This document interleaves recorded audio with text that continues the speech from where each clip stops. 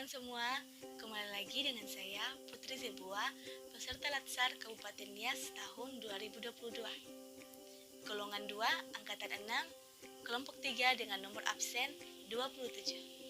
Hari ini saya akan berbagi ilmu kepada teman-teman semua mengenai pembelajaran kami agenda 1, wawasan kebangsaan, isu kontemporer. Apa itu isu kontemporer? Isu artinya masalah, sedangkan kontemporer artinya kekinian atau masa kini. Jadi dapat kita simpulkan bahwa pengertian dari isu kontemporer yaitu masalah yang sedang terjadi pada masa kini. Untuk lebih lanjut, mari kita sama-sama menyimak video berikut ini. Kita juga harus mengetahui kriteria isu. Jika luas cakupannya, artinya tidak hanya meliputi satu sektor atau satu wilayah saja, tetapi meliputi beberapa sektor atau wilayah. Kedua, jika waktunya panjang, artinya penyelesaian masalah memerlukan waktu yang panjang dan dampak yang ditimbulkan bisa jadi mempunyai akibat yang jauh ke depan.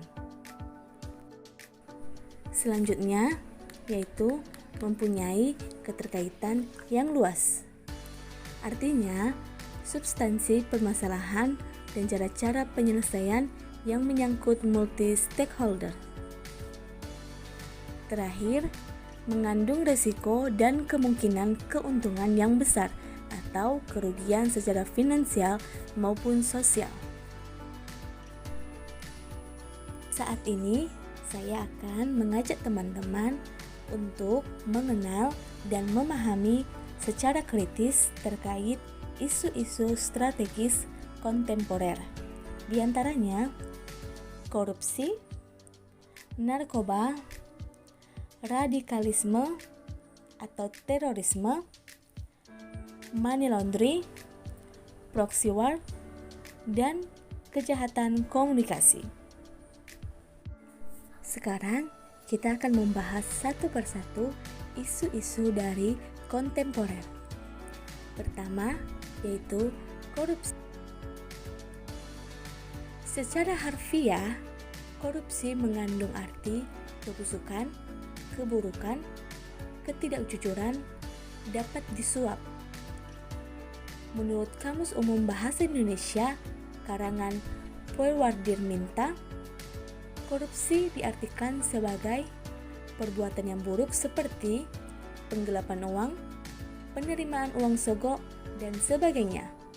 Sedangkan menurut Kamus Besar Bahasa Indonesia, korupsi diartikan sebagai penyelewangan atau penyalahgunaan uang negara atau perusahaan untuk keuntungan pribadi atau orang lain. Pada dasarnya, sebab manusia terdorong untuk melakukan korupsi antara lain yaitu pertama, faktor individu, di mana seseorang itu memiliki sifat yang tamak. Korupsi bukan kejahatan biasa dari mereka yang membutuhkan makan, tetapi kejahatan profesional orang yang sudah berkecukupan yang berhasrat besar untuk memperkaya diri dengan sifat rakus dan serakah. Kedua, moral yang lemah menghadapi godaan. Seseorang yang moralnya tidak kuat cenderung mudah tergoda untuk melakukan korupsi. Godaan itu bisa berasal dari atasan, teman setingkat, bawahannya, atau pihak lain yang memberi kesempatan untuk korupsi. Selanjutnya itu gaya hidup konsumtif. Perilaku konsumtif menjadi masalah besar apabila tidak diimbangi dengan pendapatan yang memadai, sehingga membuka peluang untuk menghalalkan berbagai tindakan atau cara untuk korupsi agar memenuhi hajatnya. Setelahnya yaitu aspek ekonomi, di mana pendapatan tidak mencukupi kebutuhan. Dalam rentang kehidupan, ada kemungkinan seseorang mengalami situasi terdesak dalam hal ekonomi. Keterdesakan itu membuat ruang bagi seseorang untuk mengambil jalan pintas, di antaranya dengan melakukan korupsi. Dan ada aspek lainnya, yaitu aspek politis dan aspek organisasi. Dalam aspek organisasi, sikap keteladanan pemimpin mempunyai pengaruh penting bagi bawahannya. Misalnya, pimpinan berbuat korupsi, maka kemungkinan besar bawahannya akan mengambil kesempatan yang sama dengan atasannya. Selanjutnya, yang menjadi faktor penyebab manusia terdorong untuk melakukan korupsi yaitu faktor lingkungan. Faktor lingkungan berpengaruh besar dalam pemicu perilaku korup. Sikap masyarakat yang berpotensi menyuburkan tindak korupsi diantaranya seperti menghargai seseorang karena kekayaan yang dimilikinya, dibarengi dengan sikap tidak kritis dari mana kekayaan itu didapat. Masyarakat juga kurang menyadari bahwa korban utama korupsi anggapan umumnya yaitu kerugian negara. Padahal, bila negara merugi, esensinya yang paling rugi adalah masyarakat juga, karena proses anggaran pembangunan bisa berkurang sebagai akibat dari perbuatan korupsi. Isu kontemporer yang kedua, yaitu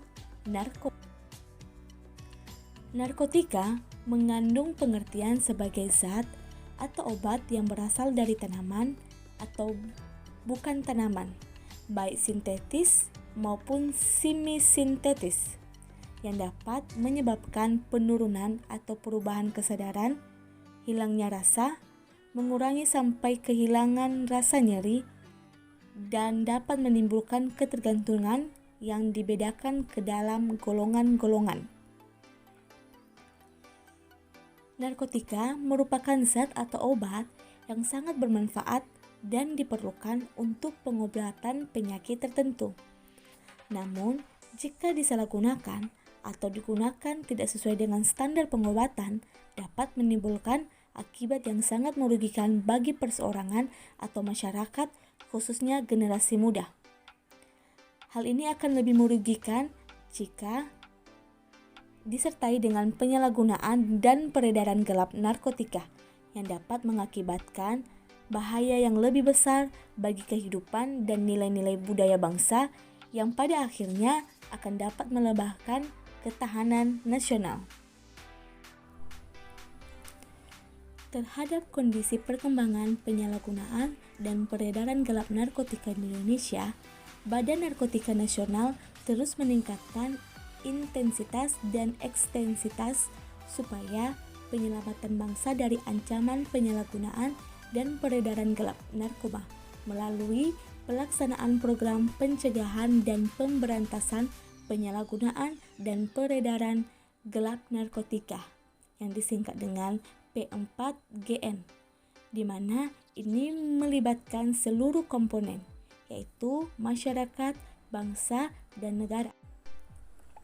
Selanjutnya, isu kontemporer yang ketiga yaitu terorisme atau radikalisme. Terorisme merupakan kejahatan luar biasa yang menjadi musuh dunia karena nyawa manusia menjadi korbannya. Selanjutnya, mengganggu stabilitas keamanan, menghancurkan tatanan ekonomi dan pembangunan, sehingga terorisme berdampak negatif terhadap masyarakat. Sejauh ini, para teroris berasal dari individu-individu yang masuk ke dalam suatu organisasi tertentu yang bertujuan awalnya berusaha melakukan perubahan sosial. Individu yang bergabung dalam organisasi teroris adalah individu yang merasa dirinya termarginalisasi karena hidup dalam kondisi yang sulit, tidak stabil secara ekonomi, hak-haknya terpinggirkan, dan suaranya tidak didengarkan oleh pemerintah, sehingga merasa menjadi kaum minoritas. Sebagai kaum minoritas, mereka merasakan krisis tersebut mengakibatkan rendahnya harga diri, memunculkan rasa takut yang besar, frustasi dalam rangka pemenuhan kebutuhan, sehingga meningkatkan prasangka kaum minoritas terhadap mayoritas. Dengan alasan tersebut, kemudian kelompok-kelompok minoritas melakukan persuasi terhadap kelompok mayoritas agar sudut pandangnya dapat diterima. Menurut mereka, cara persuasi yang paling efektif adalah melakukan gerakan penebaran rasa takut dan teror melalui kekerasan dan pembunuhan massal. Indonesia dewasa ini dihadapkan dengan persoalan dan ancaman radikalisme, terorisme, dan separatisme yang semuanya bertentangan dengan nilai-nilai Pancasila, Undang-Undang Dasar Republik Indonesia 45, NKRI, dan Bhinneka Tunggal Ika. Peran negara dalam menjamin rasa aman warga negara menjadi demikian vital dari ancaman radikalisme, terorisme, dan separatisme. Negara harus benar-benar serius memikirkan upaya untuk melawan radikalisme, terorisme, dan separatisme yang kini kian sering terjadi di berbagai penjuru dunia. Sekarang kita masuk dalam isu konsensus yang keempat, yaitu money laundry. Money laundry sering disebut dengan pencucian uang.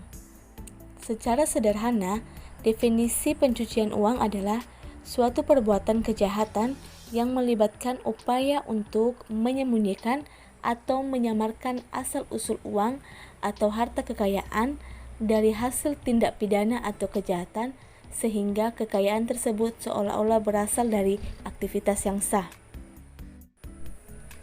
Kesadaran akan berbagai dampak buruk yang ditimbulkan oleh praktik pencucian uang telah mengangkat persoalan pencucian uang menjadi isu yang lebih penting daripada era sebelumnya.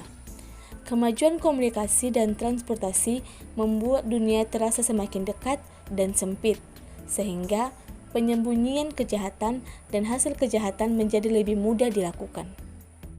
Sekarang kita masuk pada konsensus kelima, yaitu proxy war.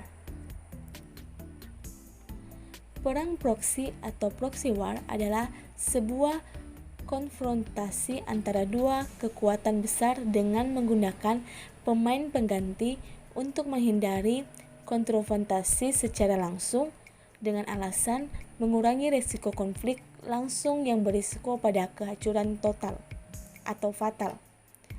Proxy war diartikan sebagai peristiwa saling adu kekuatan di antara dua pihak yang bermusuhan dengan menggunakan pihak ketiga. Menurut Menteri Pertahanan Ria Mirzad mengatakan, ancaman perang proksi itu sangat berbahaya karena negara lain yang memiliki kepentingan tidak langsung berhadapan.